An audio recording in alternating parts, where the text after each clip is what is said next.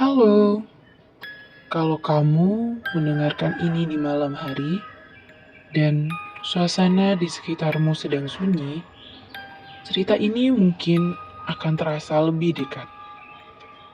Kamu sedang mendengarkan Malam Sunyi. Jadi, cerita malam ini berjudul Pondok dan Kamar Mandi Lama. Tapi sebelum lanjut, jangan lupa klik subscribe, nyalakan notifikasi loncengnya, dan share. Jangan lupa komen video ini ya. Oke, cerita ini berasal dari salah satu santriwan di pondok pesantren di Indonesia. Aku mondok sejak SMP. Bagi santri, pondok pesantren adalah tempat belajar, tempat tinggal, dan juga tempat bertumbuh. Tapi ada satu tempat yang sejak awal selalu kami hindari. Kamar mandi lama. Letaknya di bagian belakang pondok putra, terpisah dari asrama utama. Dindingnya kusam, catnya mengelupas, dan pintunya selalu berderit meskipun dibuka pelan. Kamar mandi itu sebenarnya masih dipakai, tapi hanya kalau terpaksa, terutama di malam hari. Di pondok, ada aturan tertulis dan aturan tidak pernah tertulis. Salah satu aturan tidak tertulis itu adalah kalau malam, jangan ke kamar mandi lama sendirian. Begitu kata seniorku. Tidak ada yang menjelaskan alasannya secara detail. Hanya nasihat singkat dari senior, kalau bisa tahan, tahan aja dek. Kalau terpaksa, ajak teman ya. Begitu katanya. Waktu itu, aku menganggap itu hanya cerita-cerita untuk menakut-nakuti santri baru saja. Sampai suatu malam, aku lupa aturan itu. Malam itu, sekitar jam 1:30 setelah sholat tahajud, aku merasa ingin kamar mandi. Aku ke kamar mandi dekat asrama sedang penuh. Antrean panjang.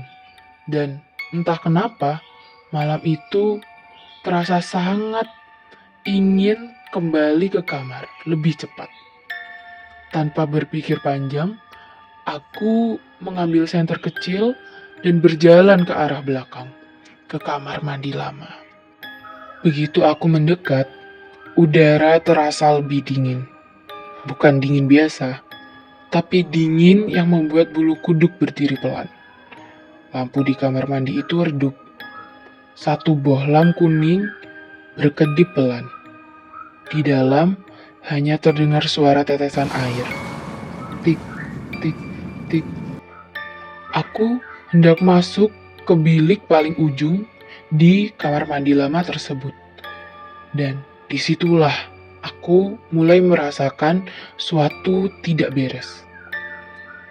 Saat aku sedang di dalam kamar mandi, aku mendengar suara pintu bilik lain terbuka. Pelan, berderit, aku berhenti bergerak. Langkah kaki terdengar seperti ia tidak menggunakan alas kaki. Langkahnya tidak tergesa-gesa. Langkah itu seperti orang yang sudah sangat hafal tempat itu. Aku menelan ludah, mencoba berpikir positif. Mungkin santri lain, pikirku waktu itu. Tapi tidak ada suara air, tidak ada suara orang berdehem, tidak ada suara kain bergerak, hanya langkah yang berhenti tepat di depan pintu kamar mandi yang sedang aku pakai. Di balik pintu, terdengar suara pelan, sangat pelan. Dia berbisik. Dek, aku sontak membeku.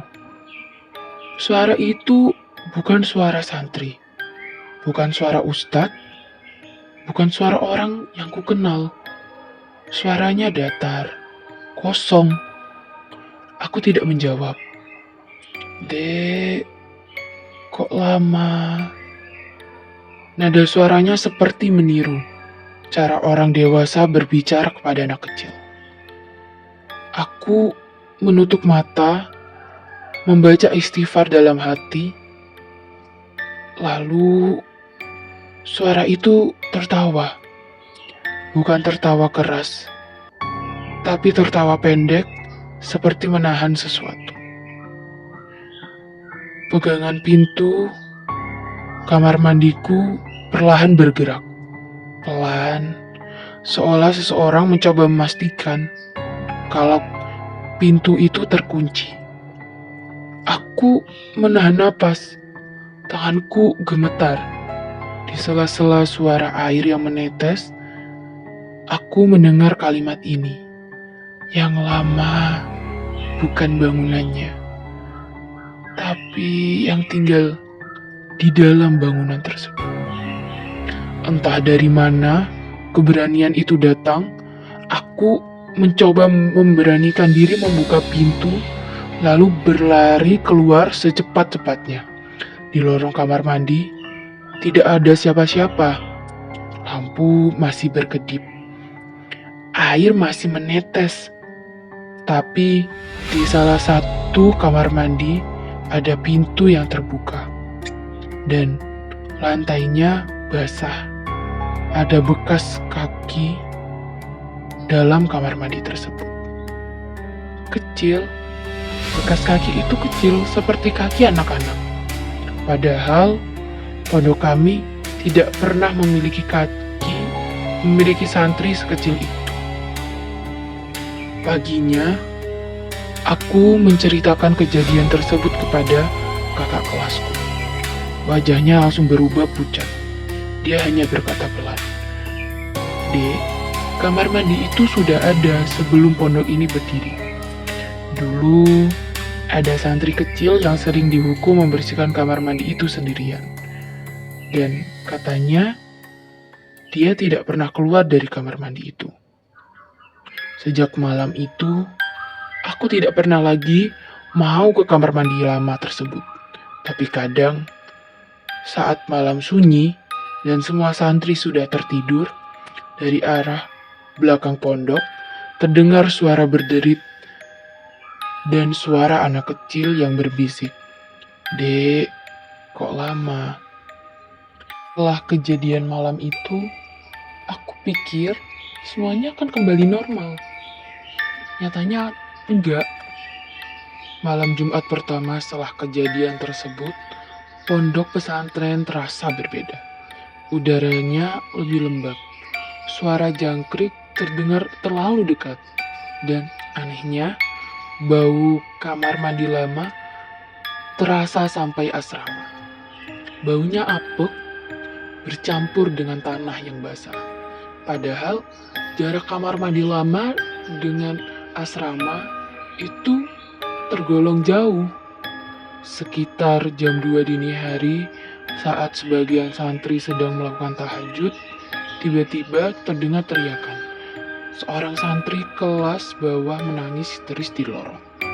Matanya kosong, tangannya menunjuk ke arah belakang pondok. Dia terus mengulang satu kalimat, "Aku cuma pengen mandi, aku cuma pengen mandi." Seperti itu sebanyak 3 kali.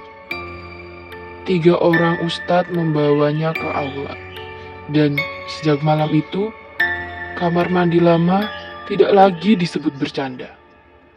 Beberapa hari kemudian, seseorang ustadz senior memanggil kami. Beliau tidak marah, tidak pula menakut-nakuti. Beliau hanya berkata pelan, "Di pondok lama, ada tempat-tempat yang sudah lebih dulu dihuni. Bukan semua tempat boleh diperlakukan sama." Beliau melarang kami mendekati kamar mandi lama setelah Isya, tanpa pengecualian. Larangan itu tidak menghentikan kejadian apapun. Beberapa santri mengaku mendengar suara air mengalir dari arah kamar mandi lama. Padahal seluruh keran waktu itu sudah ditutup rapat. Penjaga malam pun bersaksi bahwa lampu kamar mandi itu sering menyala redup sendiri. Dan setiap kali dimatikan, tak lama kemudian menyala kembali. Yang paling mengganggu, kami mulai mengalami mimpi yang sama. Dan dalam mimpi itu, kami berdiri di depan kamar mandi lama. Pintu kamar mandi tersebut terbuka, dan di dalamnya ada anak kecil berjongkok di sudut kamar mandi tersebut. Mukanya tidak terlihat jelas, tapi suaranya sama persis dengan apa yang kemarin ku dengar. Kok lama? Mimpi itu datang tanpa aba-aba dan selalu berhenti sebelum kami terbangun. Begitu terlurus dan diulang-ulang. Suatu malam, seorang santri tidak kembali ke asrama. Kami mencari santri itu kemana-mana dan ditemukan menjelang subuh.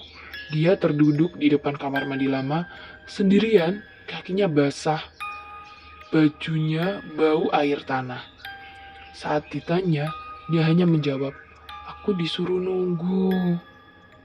Ditanya lagi dan dia hanya terus menjawab, "Aku cuma disuruh nunggu." Akhirnya, pihak pondok pesantren memutuskan untuk menutup kamar mandi lama tersebut. Pintu-pintunya dipaku, lampu-lampunya dicabut, dan area itu tidak lagi dipakai. Tapi suara air tidak pernah berhenti bahkan setelah kamar mandi tersebut ditutup.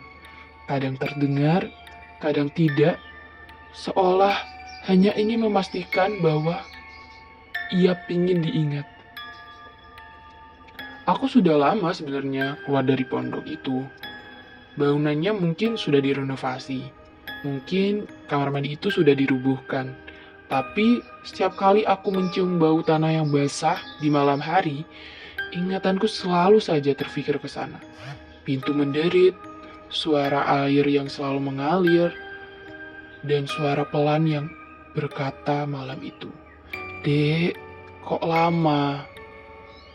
Cerita ini selesai di sini. Kalau setelah ini malam terasa lebih sunyi dari biasanya, jangan terburu-buru mencari suara. Biarkan saja, karena tidak semua yang terdengar ingin ditemukan. Aku pamit, sampai jumpa di malam sunyi berikutnya. Jangan lupa like, komen, subscribe channel ini, dan bunyikan loncengnya kalau kamu tidak ingin ketinggalan cerita malam sunyi lainnya.